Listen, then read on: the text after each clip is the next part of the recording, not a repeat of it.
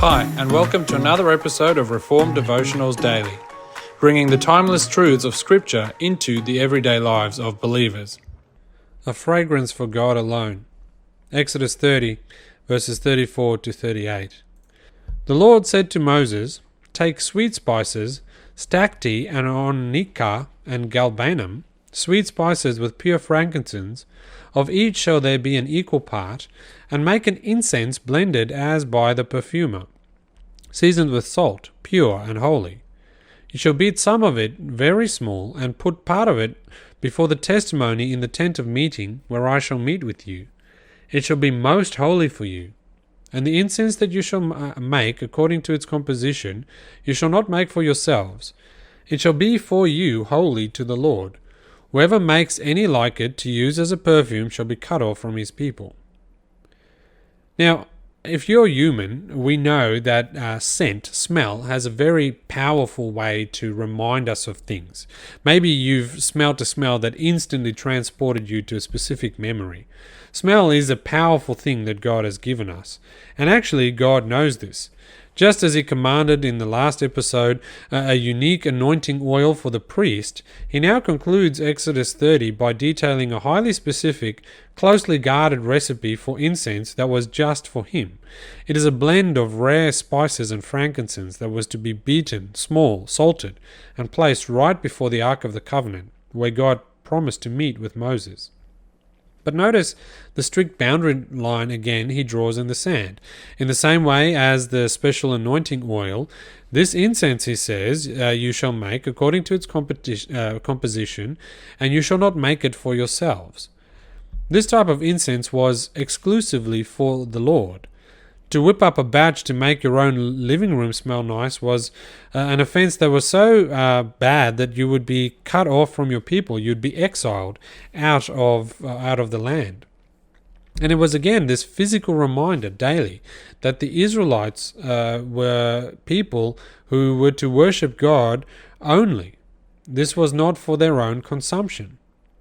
Now, if we pull back the curtain of our own hearts, this is exactly where we tend to stumble.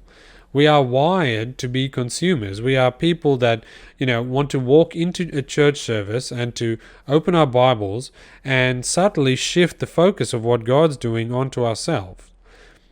We see this show up in the way we evaluate the music that plays, that we sing in a church service. We evaluate it based on how it makes us feel rather than the glory it gives God. We listen to the sermon. We only want the practical life hacks that help us to live, but we don't want to see the deeper vision of God's glory for our lives. We want the perfume of religion to soothe our anxieties, to boost our self-esteem, to make our lives look better to the people around us. And we see this in specifically those particular types of churches that draw great big crowds of people who want to hear what these particular preachers want to say. And so without even realizing it, they try and we try and create this incense that was meant for God alone and bottle it for ourselves. Now, when worship becomes primarily about what we get out of it, we're going to end up spiritually exhausted. We're going to continue to chase the next emotional high or practical tip for living or profound insight. And we will begin to treat God as a means to an end rather than the glorious end in himself.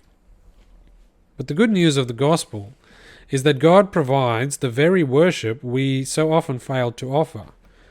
As we said a few days ago in Scripture, incense is frequently used as this picture of prayer, rising up to God.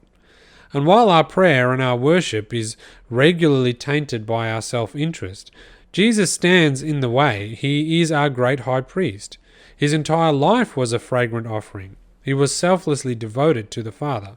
And so right now, Jesus is interceding for us, and he takes our useless prayers and our self-centered worship and our faltering praise and our calculating spirits, and he purifies them, and he offers our worship, as messy as it is, to God as an offering. Through his finished work on the cross, our prayers rise up to God, sweetened by the incense of Jesus' perfect righteousness. Now, because he offered the perfect sacrifice of worship for us, we are actually set free to stop consuming religion. We no longer have to evaluate our relationship with God by how it immediately benefits our life or how it makes us feel. Instead, we're radically set free to simply rest in His presence, to bring our honest and sinful and broken lives to Him, knowing that in Jesus Christ already our life is a pleasing aroma to the Lord. What a gift we have. Let's pray. Father, forgive us when we try to make worship about ourselves. Forgive us when we evaluate our worship services on the basis of what we get out of it, rather than what we give to you. We confess that so often we seek the benefits of your hand rather than the beauty of your face. Help change us from the inside. In Jesus' name we pray. Amen. That's it for today's devotion. If you have found this helpful, please like, subscribe, and share this episode. It really helps others find us. And please join us again next time as we continue to explore the timeless truths of Scripture together. Blessings until then.